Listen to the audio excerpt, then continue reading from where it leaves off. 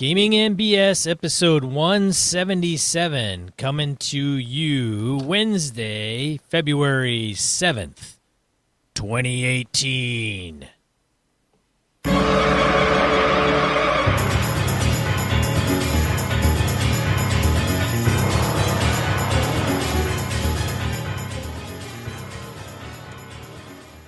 Welcome to Gaming and BS. I'm one of your hosts, Sean. And I'm Brett. Welcome to the show. Welcome back, folks. Glad you're all on board. Whew. Restful weekend for you, Sean? Anything crazy happen? Nothing? Nothing crazy. Just mellow stuff? Recorded an episode of Paladinhood. Did you? Are you ready for it today, or was this for next episode? We're going to do it next week. Awesome. Very cool. Next week. Yeah. It's cool that as you're digging into it, I mean, we both knew that would happen, right? Is that you'll put one up and people will be like, hey, there's some more stuff. There's just tons of cool shit like that going on out there. It's really, really neat. Indeed. I honestly wasn't aware of a lot of it until guys like Pure Mongrel started writing in and talking to us about just things they're doing that fit the Paladinhood theme. So it's kind of neat. Very, very cool. Yeah. Anyway, let's see here. Announcements, we're still going to GaryCon. I'm still not going to Origins. Other than that, anything new, Sean? Any new con or anything you're going to? Anything big, crazy? No. No? All right. We're just still who we are. We are. Nothing drastic has changed. Nothing. All right. Let's random encounter it up. Random encounter.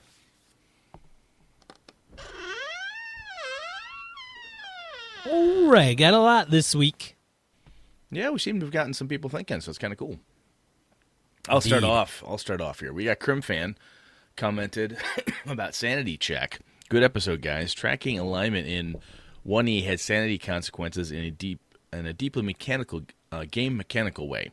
You could lose XP due to the moral conundrums. Humanity in Vampire the Masquerade is essentially a sanity type mechanic as well. Very good point, Crimfan. I should have freaking mentioned that. I can't believe I didn't. Several other White Wolf games had various sanity-esque mechanics. The player sensitivity issue. Yeah, I'm glad you guys talked about that. There are some folks who really shouldn't get pushed too far into that, or for whom it strikes way too close at home. I know you guys are sensitive to this, but I'm really glad you mentioned it and pushed the point about offering options. I've seen the consequences when a player who had some quote-unquote dark side show up too, just as you said, and have felt some emotional bleed myself too. So basically, like emotional bleed, family issues, any R-rated stuff, etc., be really careful. I also 100% agree about the fact that a metagame helps immersion, but also the fact that it can help for someone who might have issues be a bit more aware / less blindsided. That's cool. I didn't, yeah, that's a good point. I still can't believe I didn't mention the White Wolf stuff, though. That's just stupid of me. Anyway, thank you, Crimfan. Good shit, man. Yeah, thanks, Crimfan. Over to you, sir. All right. So we had a few chime in on Google the Pluses.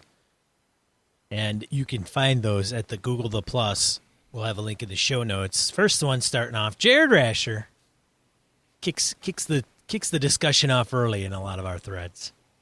Thanks, Jared. I think if I were creating something from the ground up, I'd probably go with something like stability, where going past your stability threshold caused you to short-term lose your actions and long-term to pick up a very specific quirk. Not unlike taking a specific critical injury off of a chart to avoid any kind of unintentional mapping to a real, ongoing mental health issue. Also, I like the idea of a GM getting a limited, spendable resource to pay out a set number of times to take control of the player for a limited time.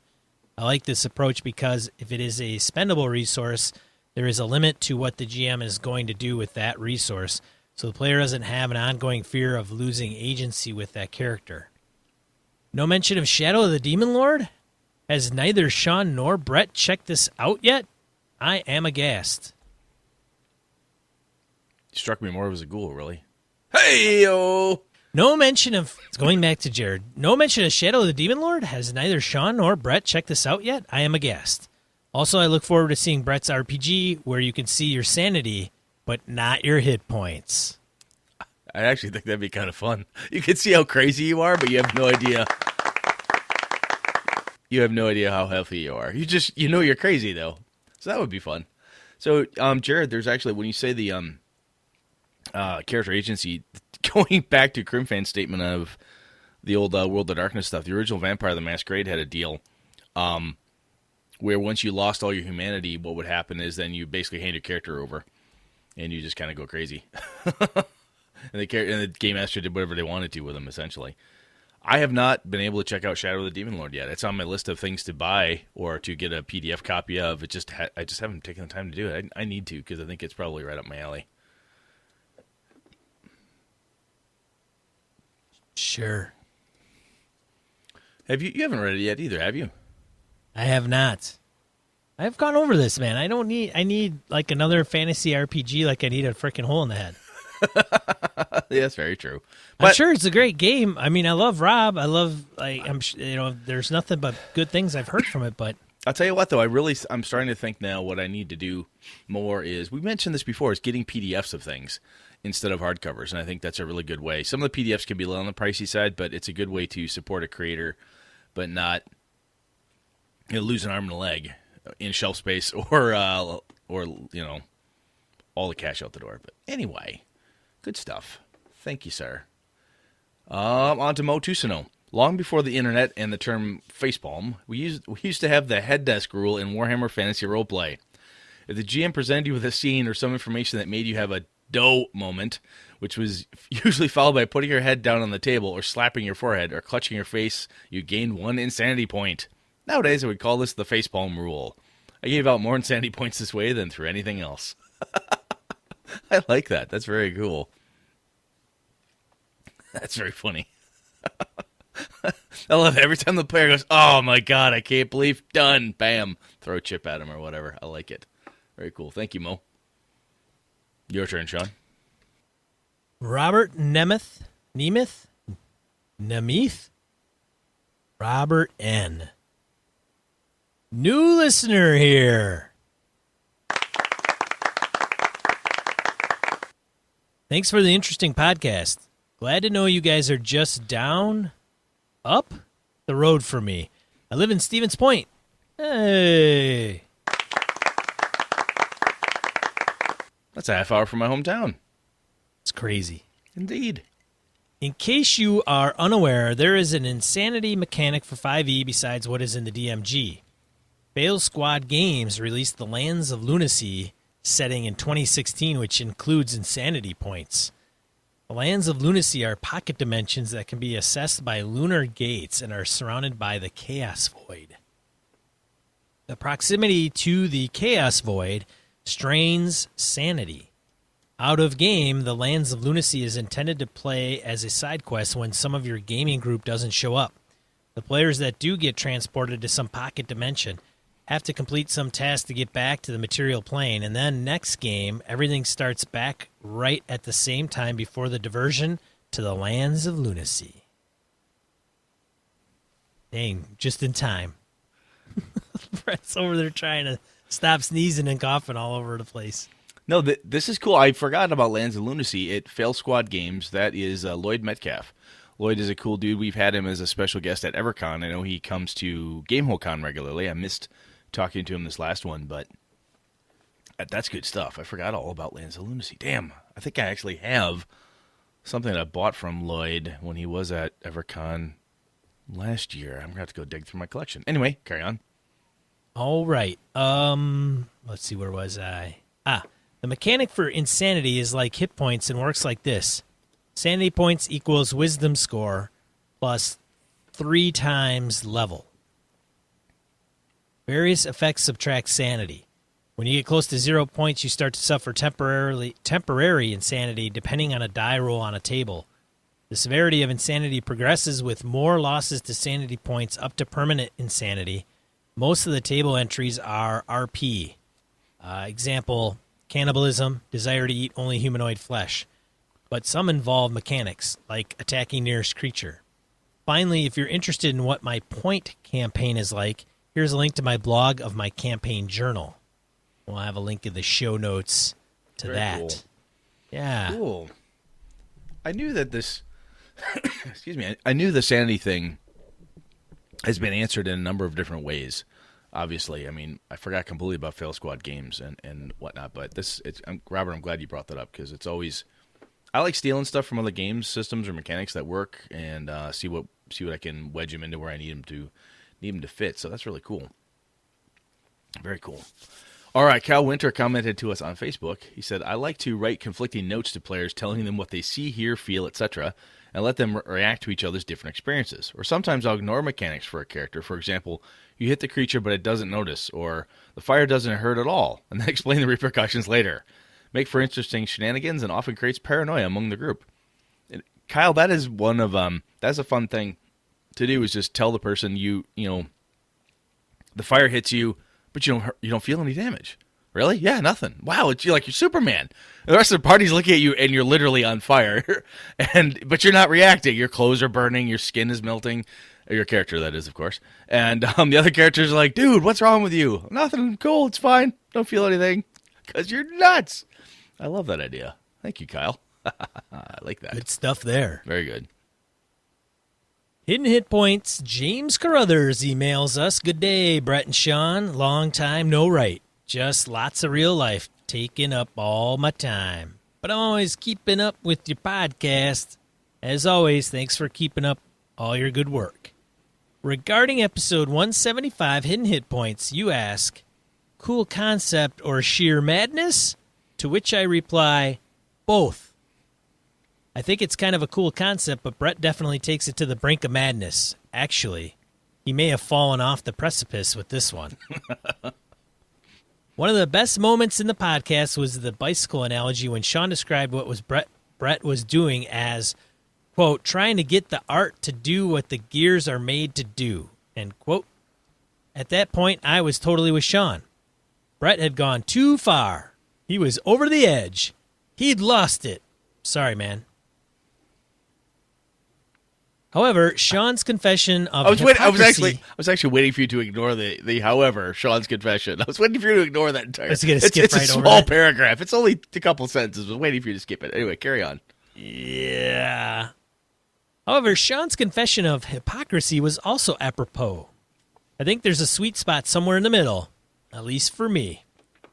You mentioned 4th edition introduction of the term bloody, but back when 4th edition came out and our group got into it, I was DM and I fully embraced the term bloody.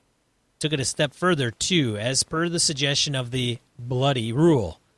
I would never tell the players the hit points of their enemies, although I would embellish with additional descriptors, which I'm sure Brett would approve of, as well as expand the term to, quote, really bloody. Bloodied from many wounds, bruised and visibly concussed. You hear the crunch of crushed bone. Blood is gushing everywhere, etc.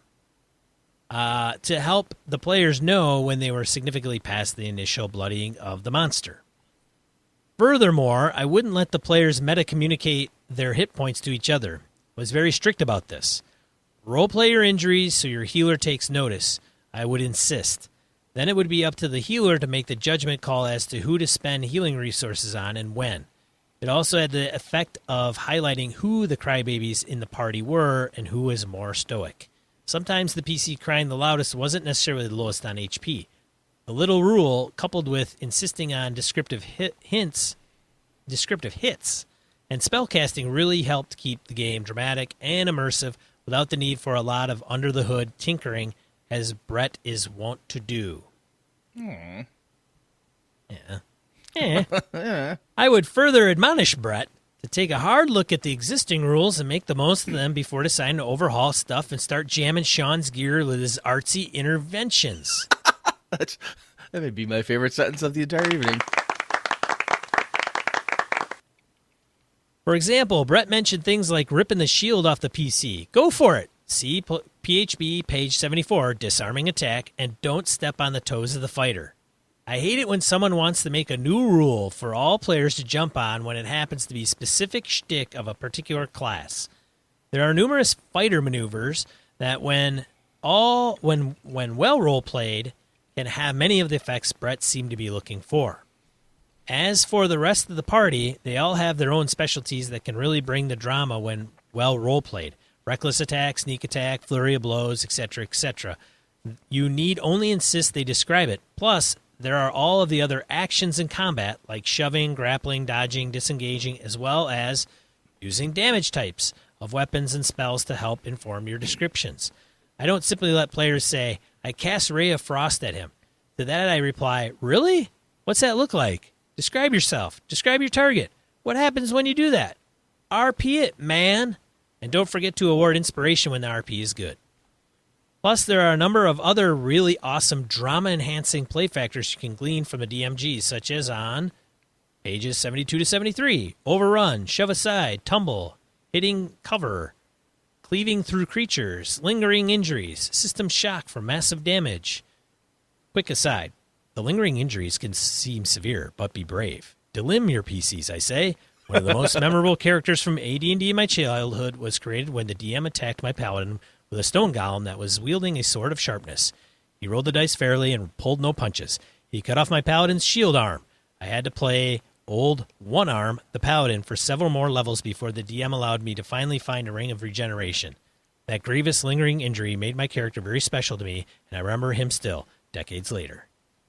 My current group has made some pretty fun and dramatic use of the additional combat options in the DMG. They're fairly small, mechanically simple, and easy to grasp in the context of our existing gaming styles and habits, but if you add just a few and keep encouraging good RP, then they can add a lot of vibrancy and color to your game.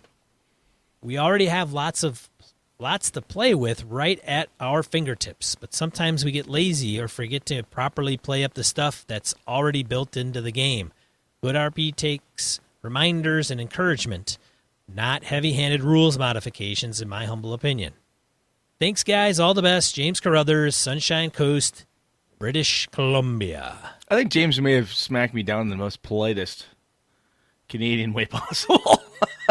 Those guys, man, even when they tear into you, they're super nice. Yeah, because if I read through this, I'm like, damn. So, James, fair points. I actually have back on my reading stack to go through and reread all of my 5e stuff. Because I know there's snippets and pieces and parts within there that I'm not using. And Sean and I have talked about this before. Excuse me, most likely, I think, more off the mics than on. But yeah, some of these game systems, I in the past, I'm like, oh man, it's just, I wish I had this thing. And somebody who's much more savvy in rules will look at me sagely and say, Brett, usually with the parenthetical, you dumbass, it's right here in the DMG page, whatever. So I am thankful, honestly, James, that you called this out. So this is just more ammo for me to go and dig through those components of it. That is cool. One thing I will say, James, though, if I recall, first edition AD&D, unless your game master ruled it differently, if that would have happened to me and I would have found the Ring of Regeneration, I'd have still been fucked, because it would have been, oh, you only begin regeneration starting now. Once you have the ring on, if you lost your arm, my game master would have let me grow the arm back. Otherwise, he said, no, that was gone. That was long gone before you even got the ring, so you're still boned. That's what would have happened to me. Your DM would have done that to you, Brett, or you would have had done that. No, that was how I learned to play AD&D. If that happened to you and it was a wound you'd already sustained, like a permanent wound you'd already sustained, then you got a ring of regeneration, your boned moment was still a thing. I see. Yeah. It's adversarial GM'ing, man. Oh, boy. Oh, it's like a hint. Oh, a little teaser. All right, Edwin Nagy emailed us on hidden hit points. And he's calling BS, of course. Oh, great. Let's hear this one. Let's see how bad Brett is. I'm a little behind, but I just listened to Brett's thoughts on getting rid of hit points. Well, I don't agree. You, Brett, Sean were too vague for me to... I don't agree with you, Brett. Sean was too vague for me to agree with him either. So I can live with that. My tactics work. It's too vague. You can neither disagree nor agree with Sean. I think there are two possible problems with what you suggest. Either you're going to play a game like D&D with players who know it, in which case some parallel system will develop. The players will understand that when the GM says X, their player has blown through like 1/4 of hit points left. Gamers will be gamers. If they are the type to abandon combat because of hit point numbers, they will continue to do so. You're just replacing a numerical system with a word-based system, like Bloodied. The other option that you mulled about reality was nutty in that it really sounded like you were eliminating not the talking about hit points, but the actual existence. If the player or the GMs can decide whether or not to cut off a leg or decapitate an opponent, and then you just roll the hit, you're no longer playing D&D. That might be an awesome game, I would contend it would be. But assuming there's a huge level of trust between all the players, we'd be eliminating all the mechanics surrounding doing extra damage and the trade-offs between AC and damage, stealth, and blah, blah, blah. Even Fate, an excellent game in my opinion, with excellent opportunities for freeform combat effects, basically has hit points. Don't tell anybody I said that. In the end, I think players in general should be allowed the option to metagame when it comes to deciding if their PCs live or die. Some players will still decide that the PC would fight a particular battle to the death or would run after getting scratched, which should be the player's choice, especially in an era when we are putting more information in the player's hands, like open die rolls and such, and trusting they will make a great story. It seems like a return to the mysteries of the Gygaxian era to hide this information from players. Cheers, Edwin. You know, Edwin, that's a very good point. Something you said there about the meta component of it and players having the ability to choose. I think that goes back to, I think it would have been James mentioned it, the idea of if you actually role-played that crazy guy who's like, look, I only got 2 hit points left, but I'm going to stick it out so that the rest of you can escape, or, whatever you do as the game master, it might be like, look, here's some inspiration for you, man. That's awesome. You're doing a really cool thing. You're standing there in the face of, so you're still rewarding people for basically disregarding, if you will, the meta, or using the meta to make it a role-playing type of thing. So, all right, Edwin, and everybody else who thought I was crazy, I see your point. I may well be crazy. At least when it comes to adding or hacking D&D to make it work like that. So, fine, I'm wrong, and Sean is kind of right, but he never really stood strong, so we can't tell. Well, and that's why we did Sanity after the hidden hit points. That's right.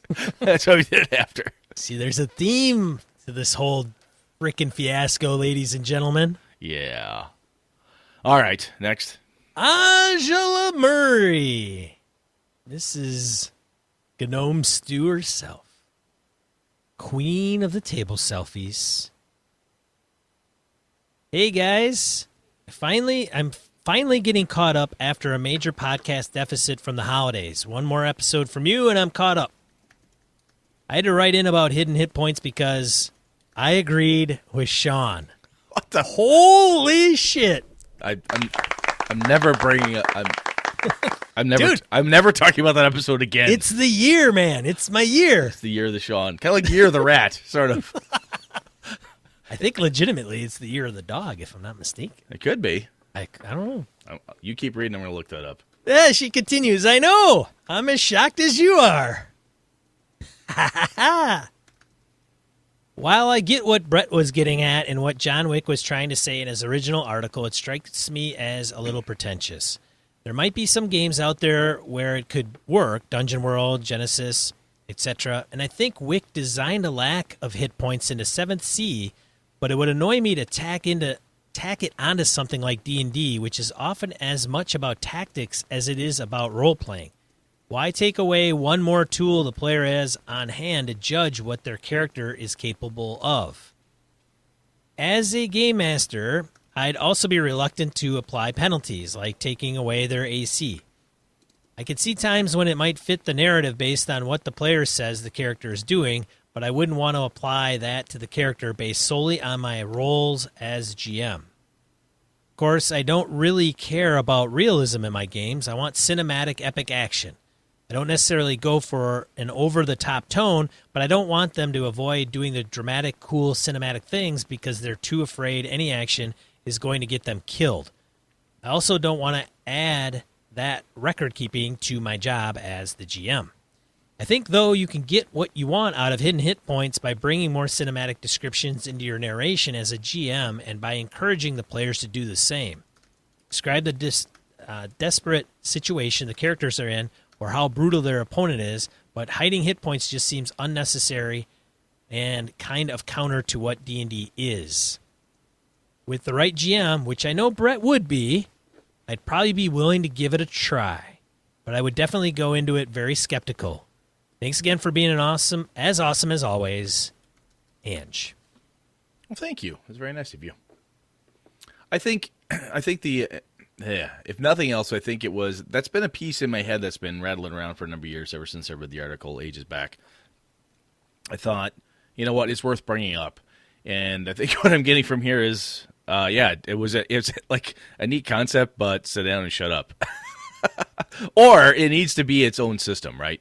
I mean, if you're going to do that, is such a drastic, radical shift from a game like D&D, and I think I can't remember which one of our listeners just said it at the beginning here, but it's kind of it's the in my opinion, there's a sweet spot. Don't change too much, too far, too fast. And I think that's a fair point. I think that there is a I think that's kind of, Sean, where you smack me down periodically. Is like, look, you can change it to a point, dude, but, and it is a bit of feel and art, if you will, as to how far any group would be willing to take it.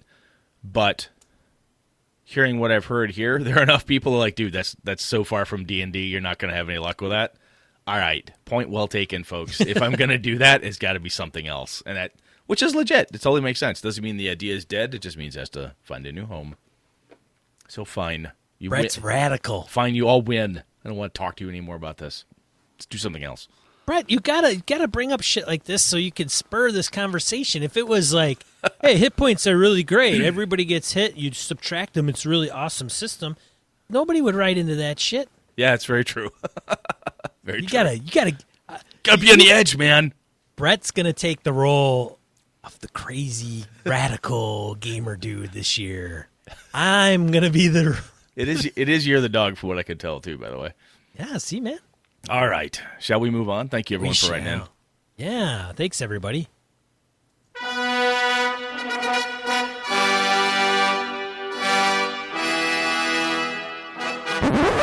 Alrighty, Brett. What are we talking about this week? Well, I'm thinking about adversarial GM'ing, man. As I hinted to earlier, like last episode and earlier this episode while I was reading, Jared Rasher brought it up on his comments in our last random encounter we had last episode. And I thought, I know other people have talked about this, other people have dished about it.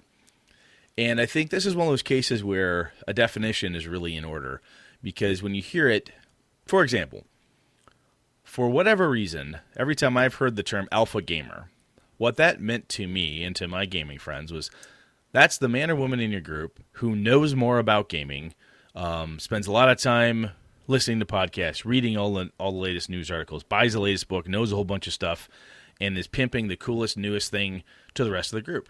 That was our thought for Alpha Gamer. However, after I talked to Victor Wyatt and a number of other people at Origins, I mentioned that, and Victor's like, oh, that's a terrible word. I hate those guys. I'm like, what? This is what I mean. He goes, well, actually, Brett, that term usually means, someone who's a complete douchebag who, is that guy at the gaming table or lady at the gaming table who is telling you how to play Pandemic and telling you how to take your move and telling you what you need to do. And they're basically controlling the table.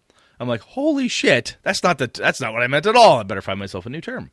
So when it comes to adversarial GMing, I thought, let's dig into it a bit. So we already got some preemptive strikes, I think, from people giving us their piece. So Sean, what do we got there? Well, so old school DM certainly has an opinion on adversarial game mastering. Absolutely. We'll have a link in the show notes to Mr. Randy Farmer about that specifically, because he is. It's not like 20 pages, but it is. It's a lengthy post. It's a lengthy post to the point. I think is it under the misdirected mark, G+ guys, or did he just? Yeah, basically. So I'll allude to this. Is also in the in part of my die roll. I'll just throw it out there now. Down with D&D did an episode on this in their shorter form, and he was responding in that space as well. So he was like all of our listeners who we cross on, the Venn diagram of misdirected mark folks and ours is very overlappy. Right. So he went, hey, just so you know, instead of regurgitating all this stuff I said, I already said a whole bunch of stuff. There's a link. Boom. So that was pretty cool. And then Andy did write in. He felt that we didn't have to read his email out on the air, but he brought up a few points that I think he wanted us to tackle, and hopefully we will, because I don't want to go through each one of his specifically necessarily. Well, I think the main thing Andy brought up, I read the email this morning and again before the show, is can you guys clarify what you mean by adversarial GM? Can you attempt to define what you mean by that? That's just a theme. It's the the concept of what is adversarial. And I think that's the That's the thing to hack through here. And the answer to that is no, we cannot. And we won't even try it. And next show will be... Yep, we're not going to define it. We're just going to talk. We're just going to complain about it. And then we won't define a thing, and I'll get angry emails about That's right. About hitting. So adversarial GMing sucks, but sometimes it's good. And so that's where we stand. What do you think about it, Sean? Well, it depends, Brett. Yeah, it depends. So, Sean, if someone... I have never heard the term adversarial GM brought up in a good context. So let me ask you, when you hear the term adversarial GM, what do you honestly think? Do you think, oh, I want to play with that guy? Or, oh, God, she's an adversarial GM. Screw that, I'm not gaming with her. Or what does it mean to you when you hear that? I think it's one that...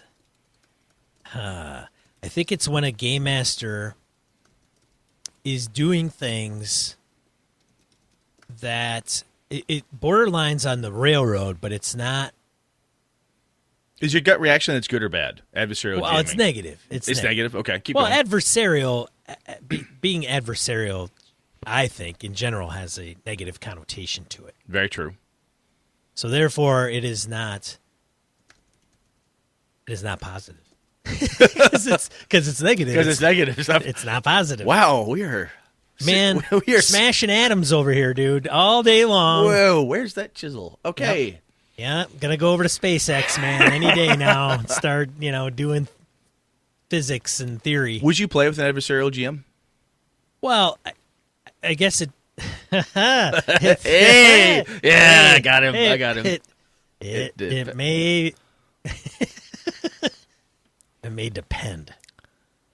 I would not if they ran a game and they came across to me as adversarial, which we still have not defined yet, then I would probably play it and see if it is a tolerable game for me. Okay. Because it may not be a big deal to me. Then it may be I'm against the game master. So I had a buddy of mine used to game with ages back, John. When he would run, he told you flat out, "You're here to beat me. If you can beat me, you can." That was his approach. He would tell you that there was some role-playing opportunities all the time, blah blah blah. But he also would tell you in the same breath that if you walked into a room and your 20th level characters, 15th level characters, crazy ass level first edition, second edition characters walked into this room, and there was a gnome with a purple cloak, holding a staff and wearing shoes and a hat, and soft leather. That gnome could kick the living fuck out of the entire party if you weren't careful. Everything in the dungeon was there to kill you. There was nothing. You could roleplay to a point until the initiative die landed, and that was usually about that long. Everything he built and did was there to fucking kill you. We actually liked it because it was like this crazy ass palate cleanser to see if you could figure out a way to bend, fold, spindle, and mutilate your way through whatever shit he threw at you. It wasn't one of those things where we wanted to play that way all the time, but periodically we would be like, yeah, all right, so you're against us. You're actively, purposefully fighting is mean and dirty and hiding, and it'd be one of those things where you walk into the room and then the dragon jumps out. Like, what dragon? Well, you never look behind you. What? Of course I would. How would I not know? You never said you look behind you. Oh, fine. The dragon jumps you. I shit you not. That's the type of thing that would happen. And for whatever reason, maybe because we were younger and stupid, that was fun from time to time. And I think it can be if you decide. If you know what it is going in and you say, you know what? I know her. She's not full of shit. She's totally going to try to kill us. Okay, we're in. Let's see if we can survive. It becomes this weird badge of honor. However, that's not how I normally like to game. What is it? Sean's giving me that's crazy look. Have you ever gamed with a game master like that? Who was like, they're going to fucking murder you. They're going to pull punt. They're going to hold secrets, keep data, all that stuff. I don't think I played with one that was purposely as upfront about it. Oh, that's the best kind, right? Is when they're sneaky about it. Well, and I think they're sneaky, but I think over time, with some iterations of some games, that there kind of became a sense of us versus the person. I don't know. Not everybody, but there's games that like, hey, you cheer for the players, you're on their side, you're going to make, you're a referee, you're going to make rulings, not look up rules all day, but rulings over rules. But that being a fan of the players thing, right? Where you being a fan of the players, right? Yeah. I believe that if we were to define adversarial GMing, as most people, whenever I hear it, like, adversarial GM, they spit, as soon as they say it. I think the definition is somebody who is playing, you are all against me.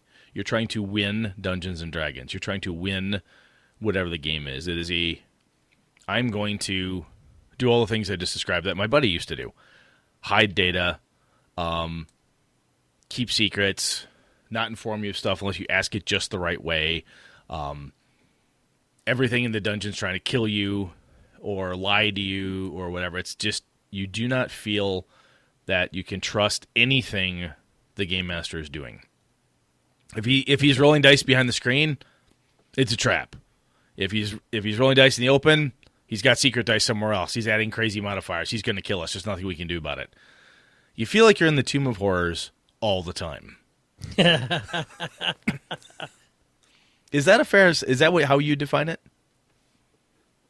I would define it as, I think that's the context, right? Give me an example. And I think those would be perfectly good examples. And I think that it does become, it becomes a focus of the, right, yeah, like you said, Brett, it's me against them. This is the deal. I'm going to throw everything at you.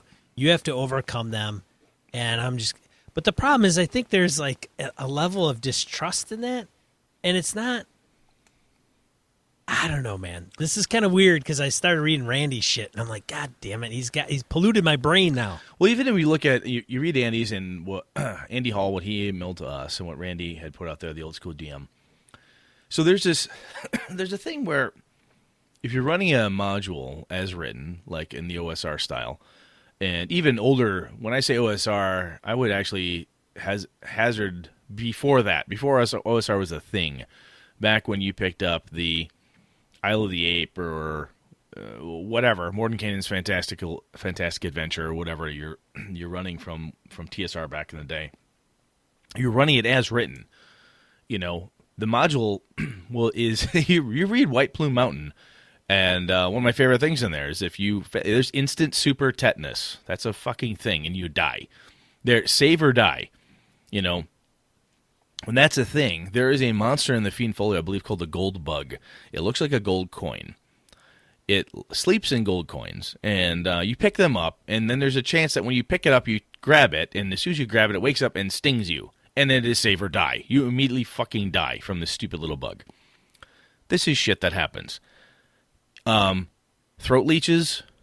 Had a game master of mine in high school used to put them in potions of healing that you would find, which is always fun. Ear seekers, rot grubs. These creatures that were specifically designed to just destroy you.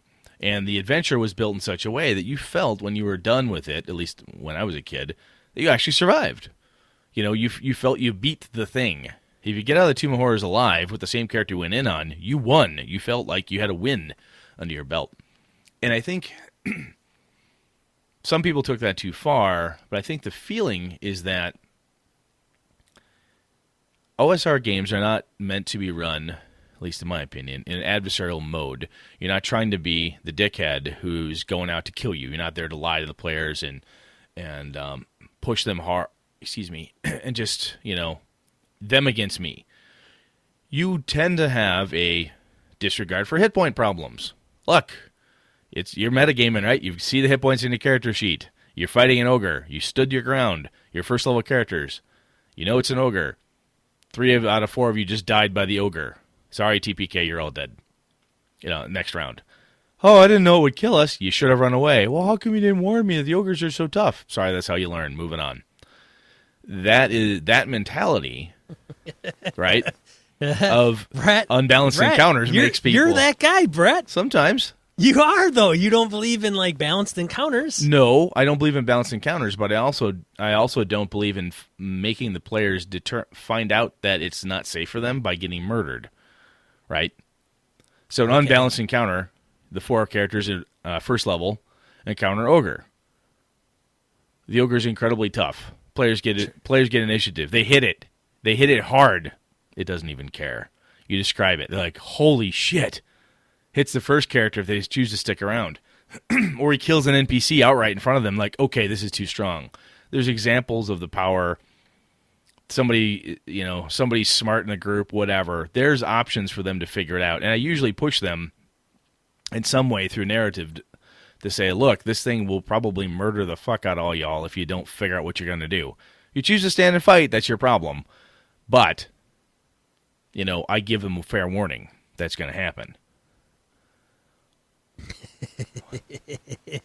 So some people may call that adversarial. I don't see it as adversarial because I am not purposely trying to murder the characters. It's supposed to be an entertaining something or other.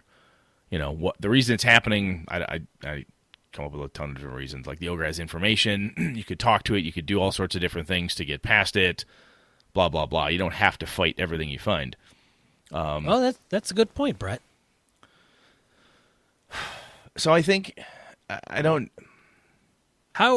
What's the traits of an adversarial GM? Well, that's a good question. I think the traits of the adversarial GM. It sounds funny, but it's like actually real honest to God glee when you destroy the characters. Like, I got you. Okay, right? so there's finding joy in the destruction of a player character. Yeah. I've gamed with Game Masters. I find that appealing. I find that relaxing, Brett. Apparently, I am an adversarial GM. No, I don't find it enjoyable. I don't want to kill the player characters. I certainly want to make it tough but I was reading John Wick, man. That guy he's got some, if you haven't read it, go read the Play Dirty. Play Dirty. It's well worth it. And sometimes, I kind of liked his mentality where it's like somebody's going to play in my game. I'm going to have a reputation as the killer GM, and that's the way I'm going to roll. And when people come out on the other end, they're going to think they're that much cooler, badder. Yep. They've got a sense of accomplishment and pride. Yeah, good for them. I don't know. But so it's kind of fun because he's like, that's what he was known for. Yeah. In the book, he talks about it. And he did a similar thing. He did the same type of thing that I did when I ran my first vampire campaign. Is I never killed anybody. I just tortured them. It was a game about gothic horror and losing humanity and stuff. So I just made their characters freaking miserable. And some people would see that as adversarial. Like, you're coming after me. You're constantly taking away the things I love. And I'd be like, oh, that's the name of the game, people. That's what it says here. So you try to, tell people up front. I think, so to your earlier question, though, of what are the traits, I think one of the traits is no fair warning, right? Okay. If you tell somebody up front, if you're a Tim Kask and you don't bother to tell everybody that you're going to murder the fuck out of them if they don't play well. I mean, so, Tim's well known for being, TPK, the groups constantly. And if you don't bother to explain yourself, hey, this is how I game master and this is how I like to run. If that's not what you want to do, well, no harm, no foul. That's fine. But, this is how I'm going to play tonight. I think it's kind of that almost lying in wait and then pouncing and crushing thing. And I think the idea of it almost being, again, it's you against me. And that's how you approach everything, is you're actually there to beat the players, and they're trying to beat you as if it's some competition. If you treat an RPG as a competition, that is weird to me, and that is the mark of the adversarial GM, which is the negative connotation of it to me. You don't think so? You don't agree? What do you think? How would you mark one? How would you say, hey, that dude's adversarial, or she's crazily adversarial? We'll never play with her. Well, I do think that what you say does have merit, Brett. Of course it does. I said it. Well, I haven't always agreed with your... I know. And so I think that there is an element of us versus them, or I'm out to get them, I'm out to kill them. I think one of the bigger ones is not ruling in the favor of the players much. So you could still play rulings, not rules, and still be kind of a dickhead about it. Oh, yeah. Right. So that may be an element of it. I think the lack of trust probably plays a role in that. And maybe it's just that's the way it is. You come out and say, look, here's the deal. I'm going to throw everything I have at you. Deal with it. That's the game on the run. I think the expectations given that are fine. Players can say, well, I like that or I don't like it. But I also think that you can probably do that and still trust the game master to be fair. Be fair, right? If you're going to throw a big monster at the players and they choose to engage it, kind of like Brett's scenario, where they could have just went up and spoke to it or tried to negotiate it, whose problem is that? So I think part of that also goes to not allowing a lot of players' choice. So it goes back to a little bit of railroading. No, you were saying that at the beginning, and I think you're right. I think you're absolutely right. So in that respect, it's like this. When you are a player and you're like, oh, okay, Brett's game, got it. All right, it's an ogre. We don't have to kill it all the time. It will negotiate.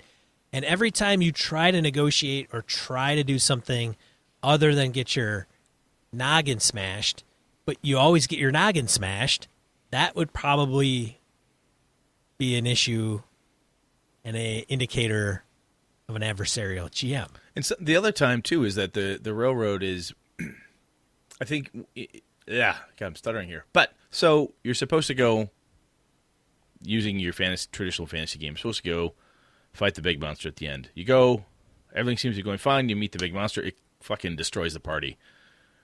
Then the game master's like, well, you guys never found the magic potions and the sword of badass monster killing. Well, I didn't even know there was one. Well, you never bothered to talk to the sage, so of course you didn't find out. No hints, no anything. There's just, what do you do? I go talk to the blacksmith. I talk to the innkeeper. I talk to the stable boy. Okay, I think we got enough information. Let's go. And then they get slaughtered. So some people would say, well, that's the quantum ogre thing. If you don't talk to the right person, you don't get the right intel, sometimes that happens. But I really think, that is a railroady feel to me. But I really think it's if you don't set the stage up front, right? If look, this is how I play, or this is the type of game I'm going to run. If you don't bother to do that, and then you just do that to people, that's just being a dick, I guess, more than being adversarial. But I think one is of the other. One is of the other. It may not always be connected to vice versa, but yeah. I think you're right. The limited choice, look, you could either talk to the ogre by using these 6 words in parlay, or he tries to smash your brains in. And if you didn't happen to talk to the right person to find one of those 6 words, where guess who gets their brain smashed in? Your PCs. So, but I think the overall is that it's got a railroad type feel to it, and it is all about winning. And the game master is there to win just as much as the players are. Right, and I would also go as far to say that if you are not a yes and GM, you're not a yes but GM, but you're a no hell no GM. Well, yes or it's either it's black or white. It's a yes or no. Can I do this? Yes. No. No. Yes. Yes. And that's. There's a level of creativity. Sometimes it doesn't get utilized. That you don't feel like anything you're doing could work. You try to be a little creative. DM, nope, sorry, that doesn't work. Instant super tetanus, you're fucked. Well, that's also a pre-published module. Oh yeah.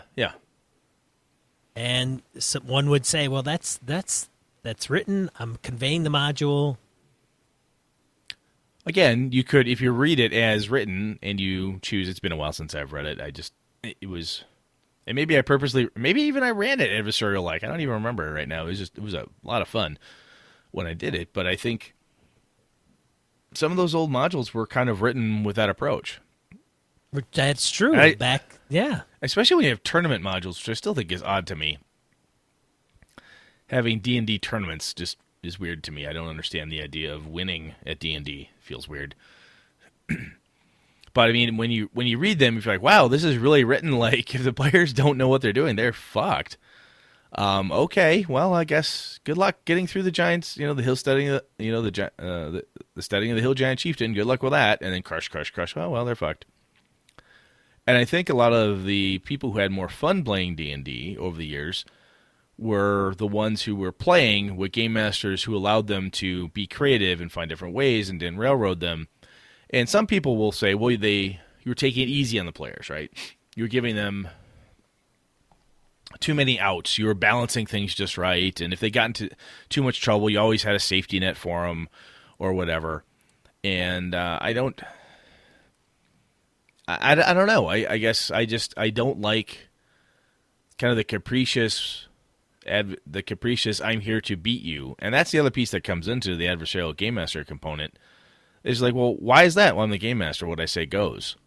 I've heard that a couple times from people over the years. I'm the game master. I'm in charge. I can do whatever I want. When you hear those words, that usually indicates you've got yourself an asshole who also happens to be an adversarial game master who isn't going to bother to explain to you why he or she likes to run that way. They're just going to be an asshole about it the whole way through. I think I'm going to do this. I mean, is there a time or a place to be adversarial? And I think possibly, but it would have to be, as previous discussed, like described as such. Like, look, I'm going to run this module as it's written, and it's fucking murder. Good luck getting through the Tomb of Horrors, guys, because it's freaking bad. I'm going to run it as it is. We'll see who survives. Yeah, we're in, says everybody. Great. They're all murdered after the first 2 rooms. Oh, well, we tried. Next. That can be a hell of a good night.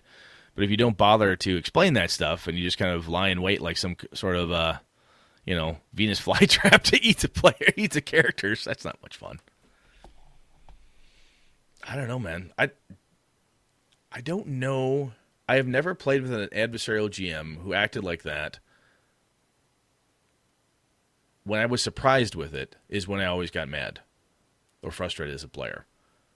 When John told us flat out that's what he was going to do, we're like, all right, I knew it was dangerous when I signed up, so in we go. But whenever I felt surprised by it, and you just felt like it doesn't matter anymore, and there's nothing we can do, and we forgot to buy pythons in town, and we didn't bring enough torches because I didn't fucking know that he tracked food. We're 6 weeks into the dungeon. He's like, oh, sorry, everyone subtract D10 hit points. Why? We're starving to death. You didn't bring enough food. You didn't tell me you're sleeping. You didn't tell me you're eating when you were sleeping. Oh, for fuck's sake. If you don't see, you ever have a guy like that? I had that. I had a dude in high school who did that. In a dungeon, we sleep, we're resting, and we were always very nonchalant with our food and water resources and stuff. Just if you had it written down that you had water, we assumed you always had water for whatever reason. And he'd roll dice, you lose 5 hit points, you lose. Well, why? You don't know. You have no idea. If you can't figure it out, it's not my problem. You sleep another night, everyone loses 3 more hit points. Like, what the fuck is going on? I felt like, you're starving? No one's bothered to eat for the last 7 days. I'm like, are you fucking kidding me?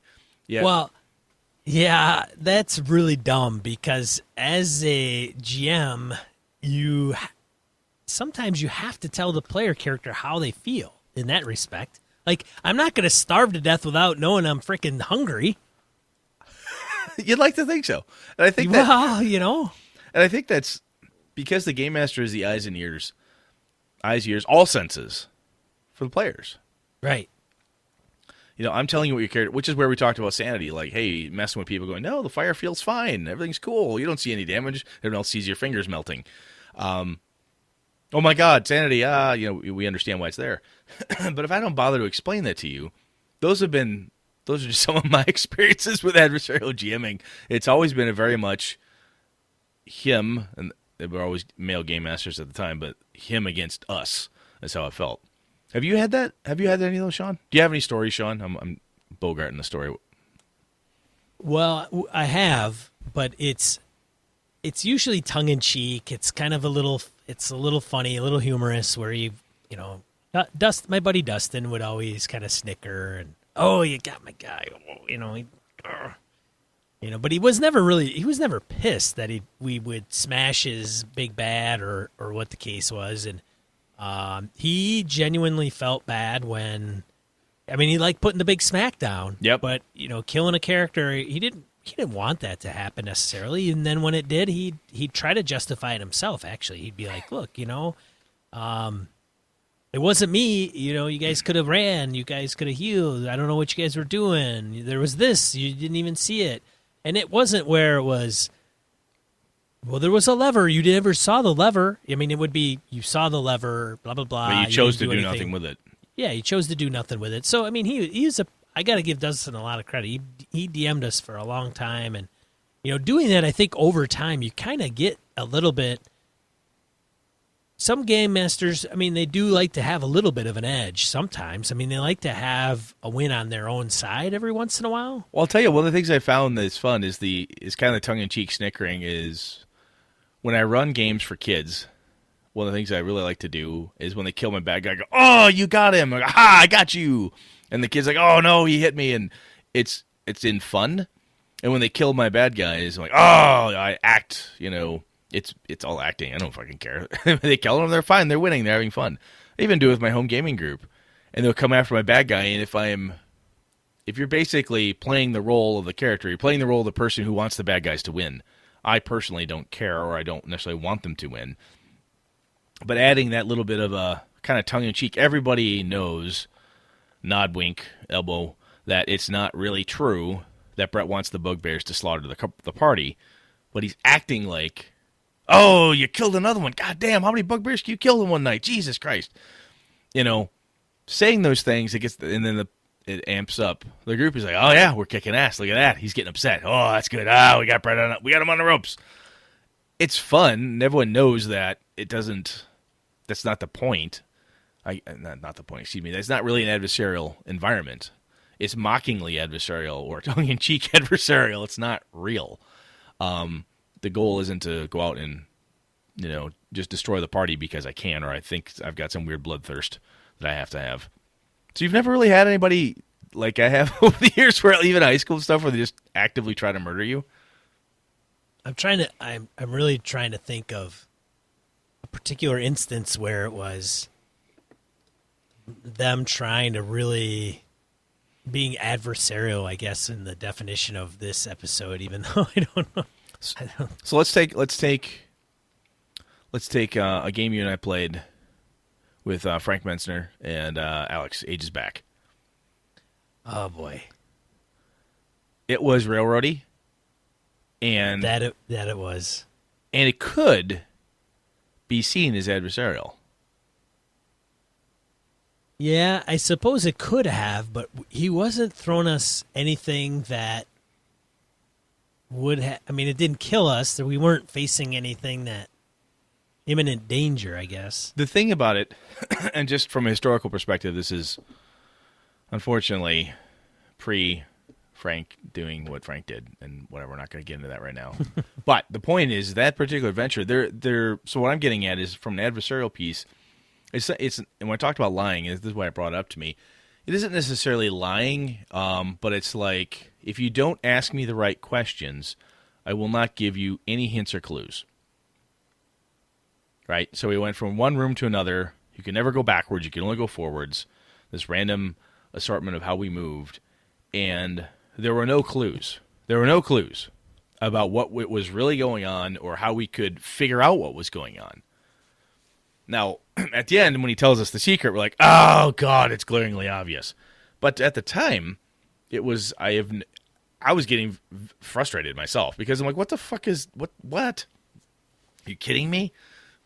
I don't feel I can get anywhere. I don't feel I can do anything that matters because everything we're trying to do is not getting us anywhere.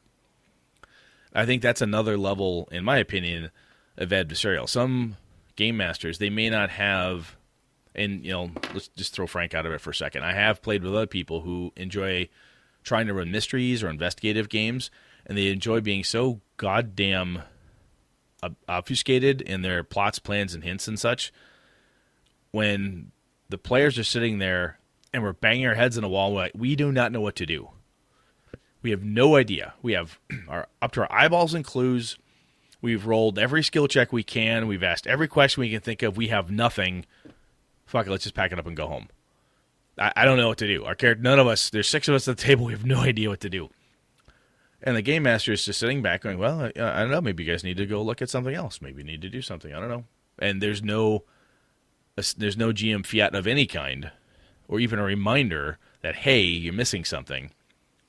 I know that it's oftentimes when we say adversarial GM, we always think about the bloodthirsty person who's just murdering characters type of thing. But I think sometimes it's the lying or withholding of data or not saying, well, you're close. Maybe you're not investigating. Maybe you're searching. Oh, shit, I forgot to search check. All right, I do a search check in the room. There you go. Easy done.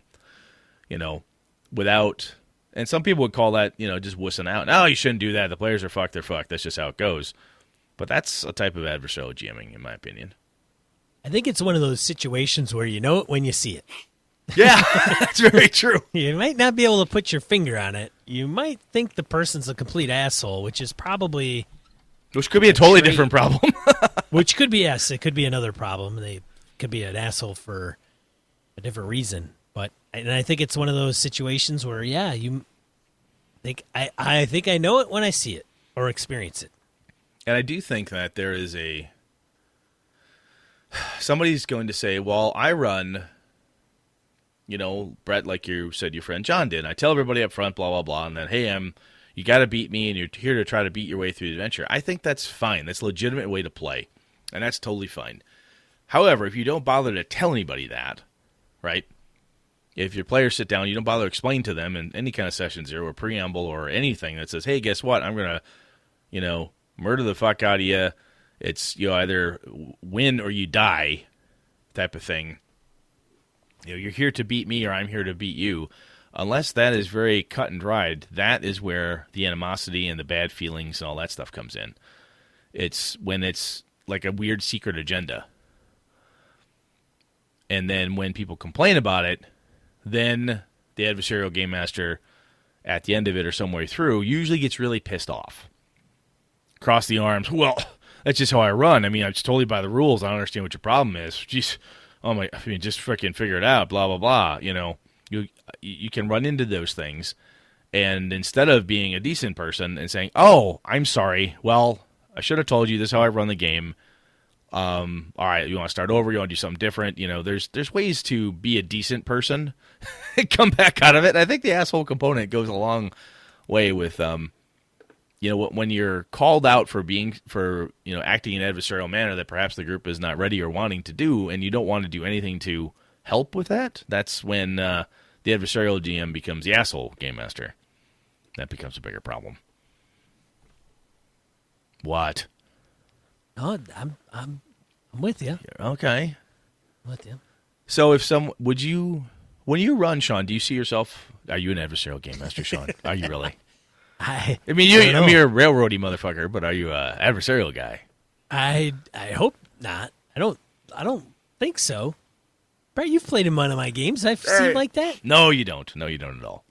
I do love me some train though. Oh yeah.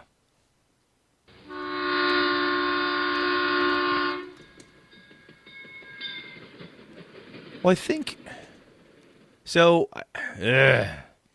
We may or may not have done a hardcore actual definition here, but I think the idea is that the adversarial game master, again, Sean, I do think you're right, that you kind of know it when you see it.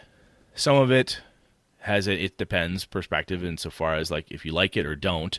If it's a thing that doesn't bother you, that's fine. But the general definition is that if you're out to get, if you're basically, if it's a me against them, players against the game master, if you're actually trying to win D&D, you'll see the memes out there. I won at Dungeons and Dragons. The goofiness. If you're actually trying to win, right, and there is pleasure, joy, sense of accomplishment in beating the players, and you expect the players to then have that same sense of joy and accomplishment at beating you, that is an adversarial game master. And if everybody agrees that that's the way to go, and both sides can be good losers, good on you.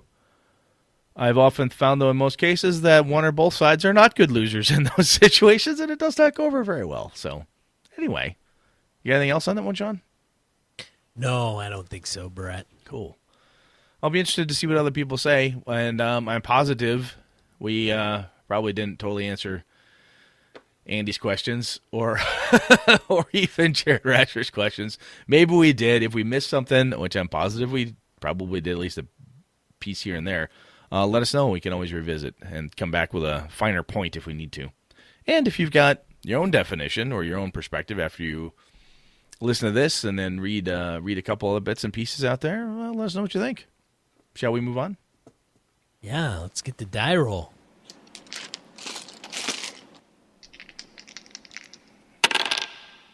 Die roll! All right. Brett's got some this week. So the one I mentioned earlier is I've got a link here to the Down with D&D episode of Adversarial GM'ing. I will admit I have not had a chance to read that one, but thank you to the old school DM, Mr. Farmer, for helping point that one out to me. I'll go and give that one a listen. I completely missed that was an actual episode. I will give it a listen. But in sad news, artist William O'Connor, from what I've seen in multiple locations, has died. He was a lot of really cool stuff. Like, I was born in 1970 and died this year. So, holy crap, that's way too young. Way, way, way, way too young to die. But Mr. O'Connor did a lot of work that if you go back through 4th E and a number of other things, go to his website, which is still up, William O'Connor. Check it out. I've got a link to the obituary that's out there. So that's sad. Kind of sucks. Anyway, that's all I had. Right. I, this week, listened to Dungeons & Dragons themed band Gygax's The Lascivious, I think I spelled that wrong, Lascivious Underdark.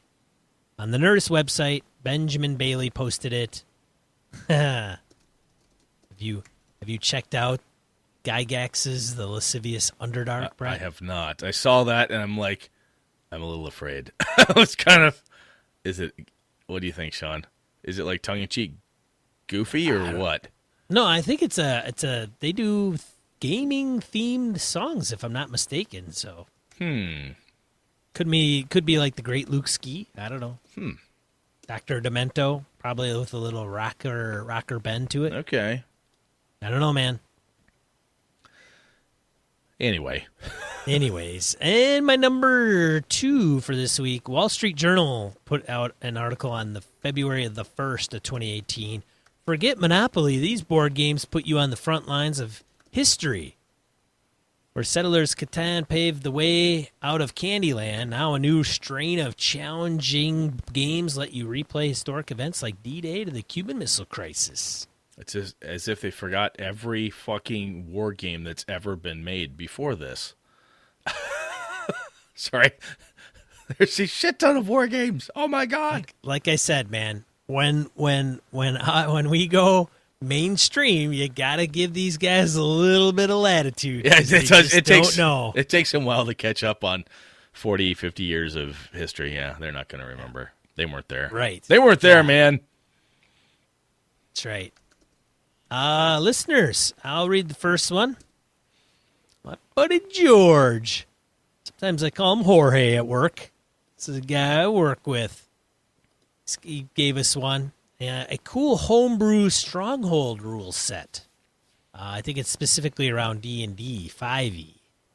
Link in the show notes. Brett's probably looking at it right now, aren't you, Brett? Trying to, but it tells me the link is expired, so you might have to check. The link is expired? Yeah, I try it, and it gives me a bad URL signature expired. I can't get to it. You'll have to check that out. Oh, I do see that myself. So fix that. It's a bad link, George. Maybe I pasted it in there poorly. I would assume that. Yeah. George probably gave me something solid. Yeah. And the last one, we do have the official link to the old school GMs right up on Adversarial GM'ing. They're in the listeners portion as well. So take a look at that. I think we're good, man. We are good. So, what are we talking about next week, Brett? Well, next week, I think we're going to take a crack at immersion. We've, I've bandied about this. I know Mr. Rick and Mark took a crack at it, and So Matt asked back on our feedback. The same episode, we actually got feedback from Jared Rasher around the Adversarial GM'ing. We're going to go back and see if we can talk about adversarial. Talk about immersion in RPGs. There's a number of different ways to define that. So again, we're not always the best at definitions, but we're going to take a crack at it and see what we can do. Oh, I can't wait for that one, Brett. It'll be good for you. All right. This has been another episode of Gaming and BS. I'm one of your hosts, Sean. And I'm Brett. Good night and good game and all. All right. This episode of Gaming and BS brought to you with the help from the following BSers. Kevin Lovecraft, Joe Swick, Brett's biggest fan, Forrest Gary, Mark Anthony Benedetti, Eric Jeppesen, Sean Nicholson, Tim Jensen, Vladian, Remy Bilodeau, Jason Hobbs, Wayne Humfleet, James Carpio, Pure Mongrel, Lord Tentacle, Corey Johnston, Brandon Barnes, Dan LaValle, C.W. Mellencamp, Lost Sailor, Todd McGowan, Misdirected Mark Productions, Jason, Christopher Gray, Finn Ulf, Merkel Freulich, Eileen Barnes, Tony Sugarloaf Baker, Todd Crapper, Michael Drescher with Static, Alexander Auerbach, Neil Benson, Ron Blessing, Chris Steele, Eric the Hoffman, Soldiers of Misfortune RPG, Christopher Lane, Curtis Takahashi, Mark Tasaka, Larry Hout, Ray Otis, Ron Bishop, Craig Huber, Xavier G, JV, John Hammersley, Derelict Radios, John Steve, Jared Rasher, Mark Richmond, Thomas Hook, Blake Ryan, Chad Glayman, Sky, Roger Braslett, Evan Harrison Cass, Craig, Howard Bishop, Christian Serrano, Christian 60 Voice Serrano, Jim Fitzpatrick, Peter Scanis, Knights of the Night Crew, Joshua Wallace, Corey Welch, Eli Kurtz, Gordon Cranford, Andy Hall, Corey Wynn, Graham Meinert. Thanks, everybody. Thanks, BSers. This has been a Litterbox Studio production.